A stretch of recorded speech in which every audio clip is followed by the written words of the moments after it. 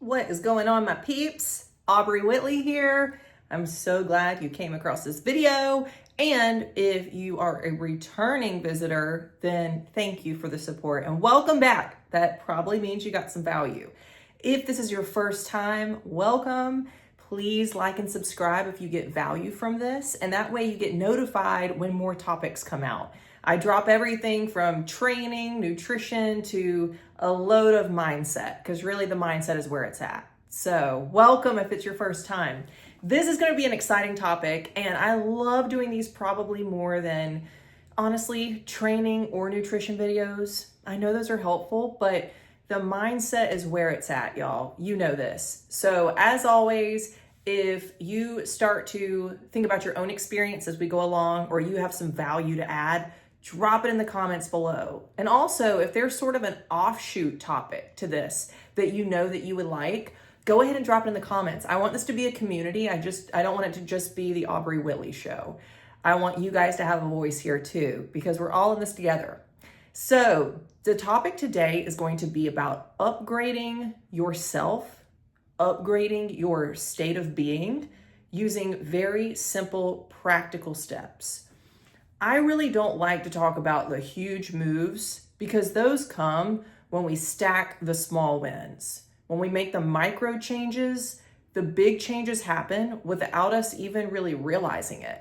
You're going to get 5 years into this or even a year into this and turn around and think, whoa, I completely exceeded my expectation. I went so beyond. Quick story, and then I'm going to jump in.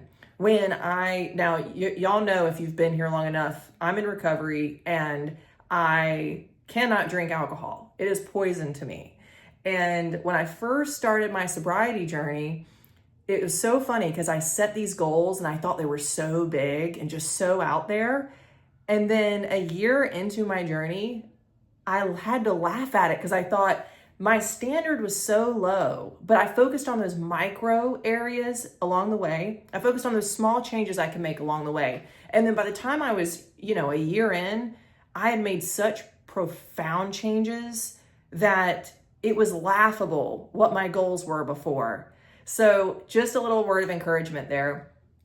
I'm going to dive right in. And so I'm going to give you about 4 tricks that you might be overlooking every day. They're so simple that we don't think to do them. And the first one is going to be how you respond.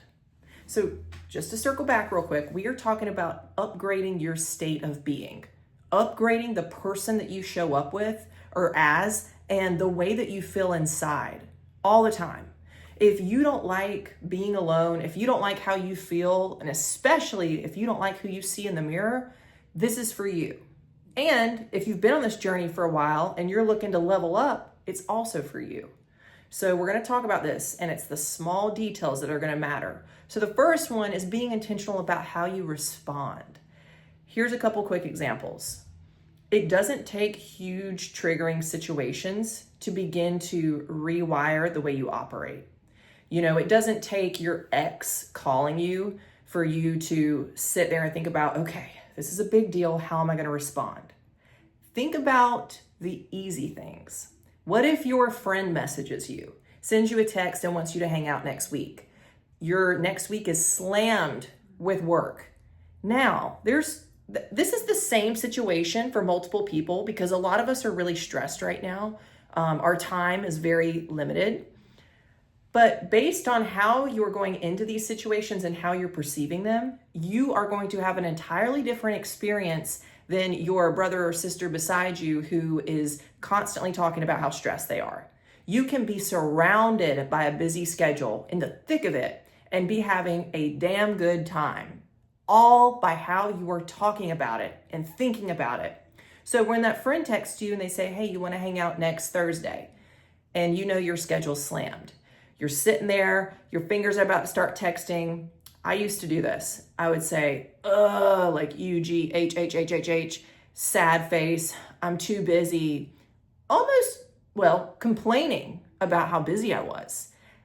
That's one way to look at it, and it's not very pleasurable, because either way I'm going to be busy. So if I'm choosing to sit there and complain about how busy I am, then I am sending out messages to the universe that I'm too busy. Don't put more on my plate. Don't give me more fulfillment. Don't give me anything more because I'm just too busy. I'm shut down. But you could take that text and you could open up more. You could say, I've got so much awesome stuff happening next week. I can't squeeze it in, but let's get something on the calendar for the next week. Emoji, hands raised. If you're a chick, then we like to use emojis. Maybe you do if you're a guy. I don't know. Comment below, let me know. But that's just a small example of how you can take a situation that you can choose to either talk about it and be about it like it's super stressful and it's dragging you down, or you can look at it like this.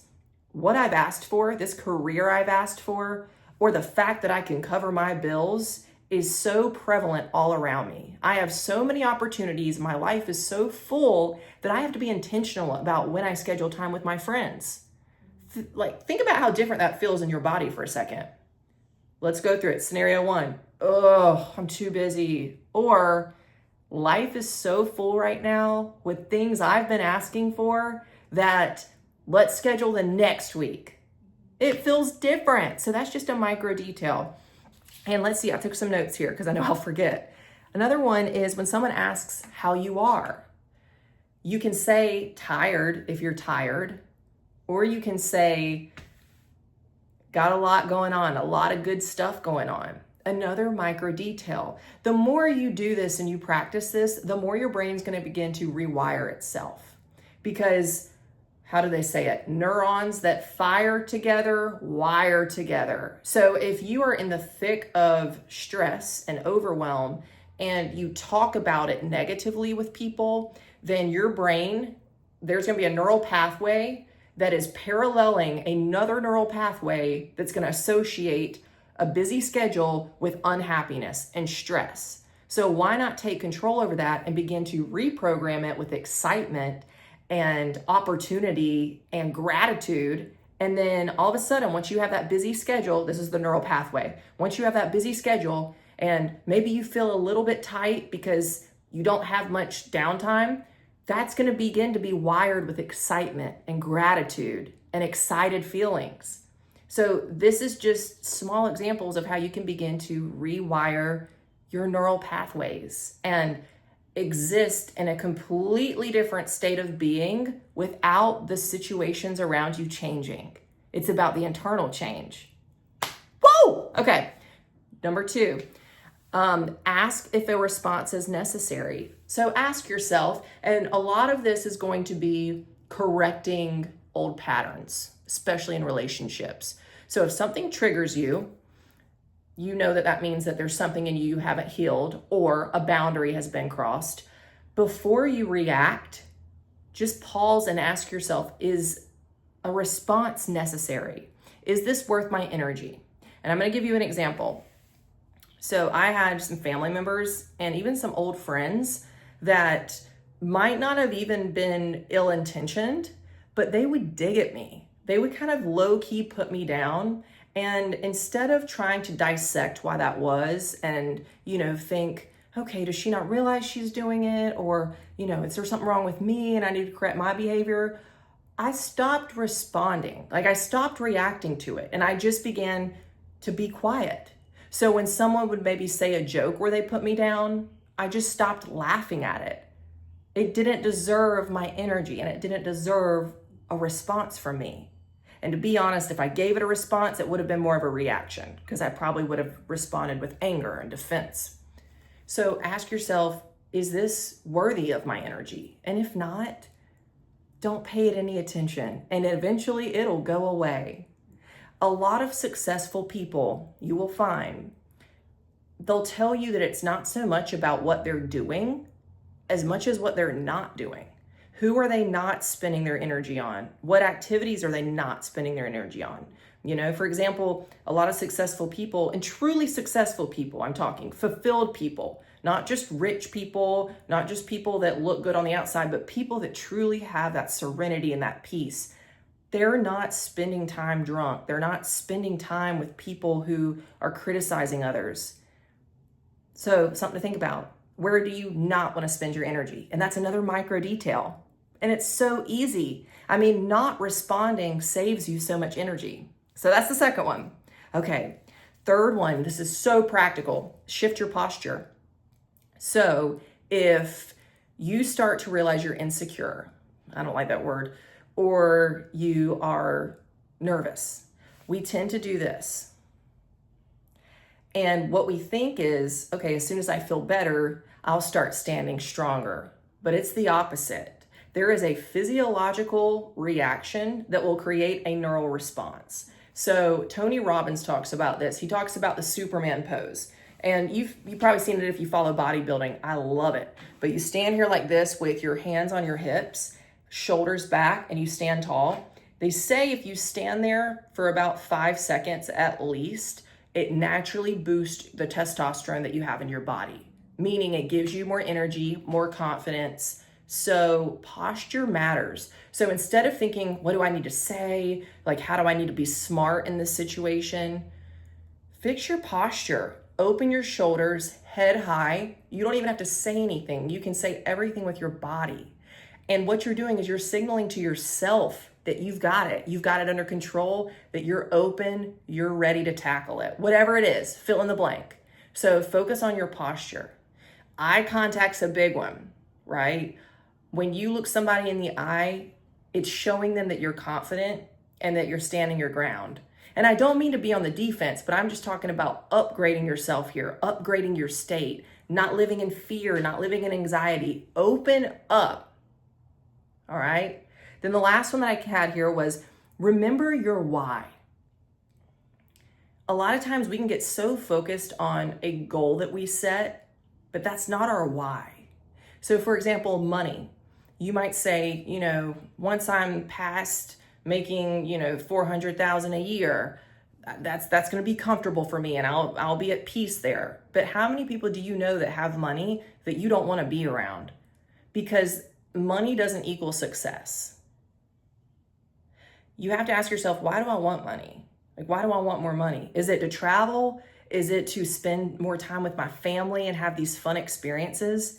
And what you'll find is once you peel that layer back, you already have a lot of this fulfillment. You don't need to hit that goal. You don't need that thing. You can create it now.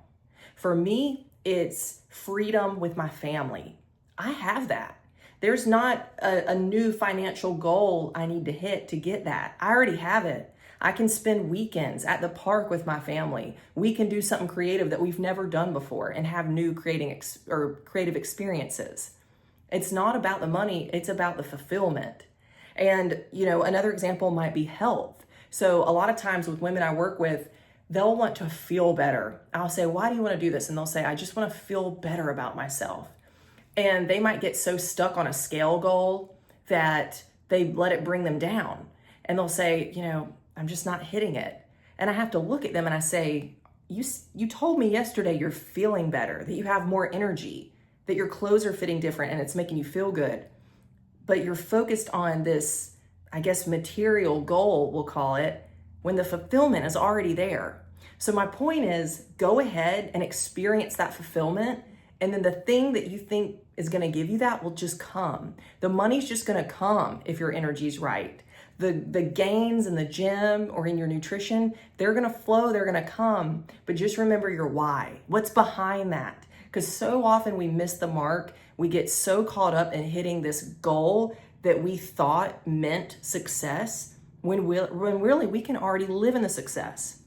So I hope this made sense. I know I went on a little bit of a rampage if this was a longer video than I thought it was going to be, but it's been a while since we've done a mindset call like this, and I just felt like it was time. I've done a lot of nutrition stuff, a lot of training stuff lately, but this is my jam. This is what creates true change. So if you got value from this, please like and subscribe. Share it with a friend who needs to hear it. I always love growing the community. And if there's other topics you want to cover, let me know. Thank you guys so much for being here. Stay powerful, and don't forget that you can upgrade now. It's the micro details. It's the little things that you do with your day that are going to lead to those big changes. Stay powerful, y'all.